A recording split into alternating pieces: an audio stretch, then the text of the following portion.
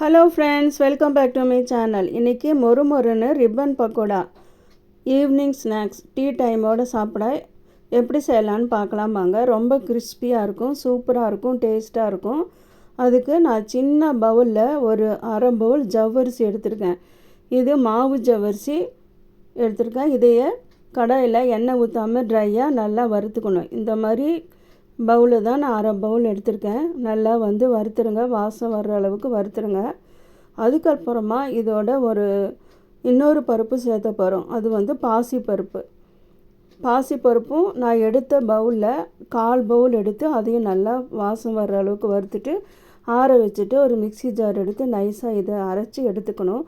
அரைச்சி எடுத்துட்டு ஒரு சல்லடை வச்சு இதையை நைஸாக சலித்து எடுத்துக்கணும். பாருங்கள், இது மாதிரி சலித்து எடுத்துக்கோங்க. அதுக்கப்புறமா இதோடு நம்ம சேர்க்குறது எப்போவுமே நம்ம சேர்க்குற மாதிரி பச்சரிசி மாவு ஒரு பவுல் எடுத்து நான் சலித்த சல்லடையில் இருந்த மாவு எடுத்து இந்த பவுலில் போட்டுட்டேன். நான் எந்த பவுலில் நான் அளவு எடுத்தேனோ அதே போல் 3 பவுல் பச்சரிசி எடுத்திருக்கேன். அதுக்கு தேவையான அளவு உப்பு போட்டுக்கலாம். அதுக்கப்புறமா நான் எள்ளு போடுறதுக்கு பதிலாக சீரகம் சேர்த்துக்கிட்டேன். நீங்கள் எள்ளு கூட போட்டுக்கலாம், வெள்ளை எள்ளு, கருப்பு எள்ளு எது வேணாலும் போட்டுக்கலாம். அதுக்கப்புறமா பெருங்காயத்தூள் தேவையான அளவு சேர்த்துக்குங்க. அதுக்கப்புறமா காரத்துக்கு மிளகாய்த்தூள் சேர்த்துக்கலாம். உங்களோட காரத்துக்கு தகுந்த அளவு கூடவோ குறையவோ நீங்கள் எடுத்துக்கலாம்.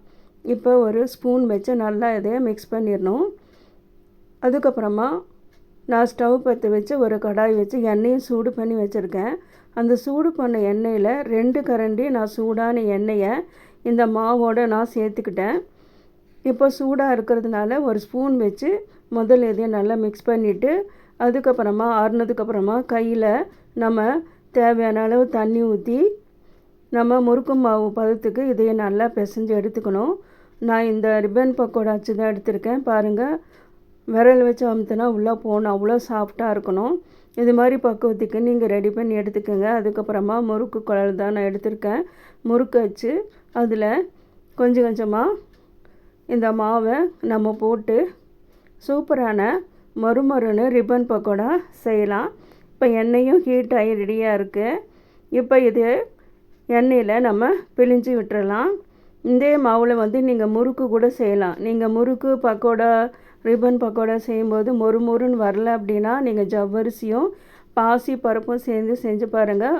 உடச்சி கடலை சேர்க்கலாம். உடச்சி கடலை இல்லை அப்படின்னா நீங்கள் ஜவ்வரிசியும் பாசி பருப்பும் சேர்த்து செய்யுங்க. பாருங்கள், அவ்வளோ கிறிஸ்பியாக இருக்குது. பாருங்கள், ரொம்ப சூப்பராக இருக்கும். குழந்தைங்களும் பெரியவங்களும் விரும்பி சாப்பிடுவாங்க. வீட்டுக்கு யாராவது கெஸ்ட்டு வராங்க அப்படின்னா நீங்கள் இது மாதிரி செஞ்சு வச்சுக்கலாம். வரவங்களுக்கு கொடுத்து பாருங்கள், நீங்கள் எப்படி செஞ்சீங்கன்னு சொல்லி எல்லோரும் உங்களை கேட்பாங்க. அவ்வளோ டேஸ்ட்டாக இருக்கும், கிறிஸ்பியாக இருக்கும். நீங்கள் செஞ்சு பாருங்கள். இந்த வீடியோவை லைக் பண்ணாமே பார்த்துட்ருக்கீங்க. இந்த வீடியோவை லைக் பண்ணுங்கள், ஷேர் பண்ணுங்கள், சப்ஸ்கிரைப் பண்ணுங்கள். அதிகமாக உங்களோட ஃப்ரெண்ட்ஸ் அண்ட் ரிலேட்டிவ்க்கு நீங்கள் ஷேர் பண்ணுங்கள். இது மாதிரி ஒரு ஈவினிங் ஸ்நாக்ஸ் முதல்ல நம்ம செஞ்சு வச்சுக்கலாம். மீண்டும் இதே மாதிரி வேறு வீடியோவில் சந்திக்கிறேன். தேங்க்யூ ஃபார் வாட்சிங்.